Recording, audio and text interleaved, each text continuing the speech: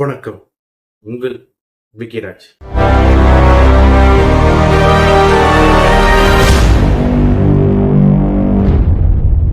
புலம்பெயர் தொழிலாளிகள், அதாவது குறிப்பா சொல்ல போனா வட மாநிலத்தவர்கள், அவர்களால திருவள்ளூர் மாவட்டத்துல உள்ள மீஞ்சூர் இருக்கு பாத்தீங்களா, அங்க காட்டுப்பள்ளி என்ற இடத்துல பயங்கர கலவரமும் தாண்டி போராட்டக்காரர்களாக அவங்க இறங்கினாங்க. இப்போ ரொம்ப கலவரம் தாண்டி போலீசாருக்கும் இவங்களுக்கும் இடையில பயங்கரமான கலவரமாவே நிகழ்ந்துட்டு இருக்கு. போலீசார்கள் கண்ணீர் புகை சொல்லுவாங்க பாத்தீங்களா, தண்ணியை பீச்சு அடிச்சு போராட்டக்காரர்களை விரட்டுறாங்க. இருந்தாலும் முடியல, அந்த மாதிரி தான் இருக்கு. 1000 பேர் இந்த போராட்டத்துல பங்கேற்றிருக்காங்கன்னு சொல்லப்படுது. அதாவது இந்த போராட்டம் எதனால நடந்ததுன்னு பாத்தீங்கன்னா, நம்மளுடைய மீஞ்சூர் பகுதி இருக்கு பாத்தீங்களா, திருவள்ளூர் மாவட்டத்துல, அதுக்கு அருகாமையில் உள்ள காட்டுப்பள்ளி என்ற ஒரு வில்லேஜ்ல கன்ஸ்ட்ரக்ஷன் நடந்துட்டு இருக்கு. அந்த கன்ஸ்ட்ரக்ஷன் பேர் என்னன்னு பாத்தீங்கன்னா கங்கா காவேரி.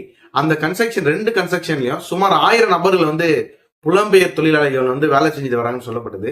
அந்த 1000 நபர்களும் செஞ்சுட்டு இருக்க சமயத்துல ஒரு நபர், அதாவது அமர் பிரசாத் என்ற ஒரு நபர், உத்தரப்பிரதேச மாநிலத்தை சார்ந்தவர், வயது 35. இவர் என்ன பண்றாரு, வேலை செஞ்சுட்டே இருக்கிற சமயத்துல நிலை தடுமாறி கீழே விழுறாரு.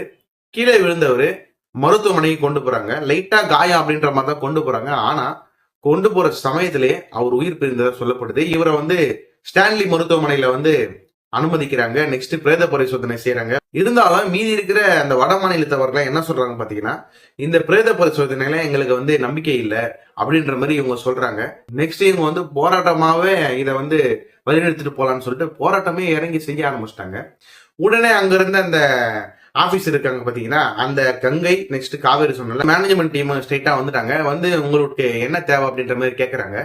கேட்டதும் இல்லாம இவங்க என்ன சொல்லியிருக்காங்க பாத்தீங்கன்னா, அந்த இறந்தாரு பாத்தீங்களா, அந்த பர்சனுக்கு வீட்டுக்கு 5 லட்சம் ரூபாய் நிதியுதவி அப்படின்ற மாதிரி அறிக்கை விடுறாங்க. நெக்ஸ்ட் இவருடைய பிரேதத்தை அவங்களுடைய உத்தரப்பிரதேச மாநிலத்துக்கு பிளைட் மூலமாக கொண்டு போய் சேர்க்கிறோம் அப்படின்ற மாதிரி இவங்க சொல்றாங்க. இருந்தாலும் அந்த புலம்பெயர் தொழிலாளர்கள் என்ன சொல்றாங்க பாத்தீங்கன்னா, இதெல்லாம் பத்தாது, எங்களுக்கு நீதி வேணும் அப்படின்ற மாதிரி பயங்கரமா போராடிட்டு இருக்காங்க.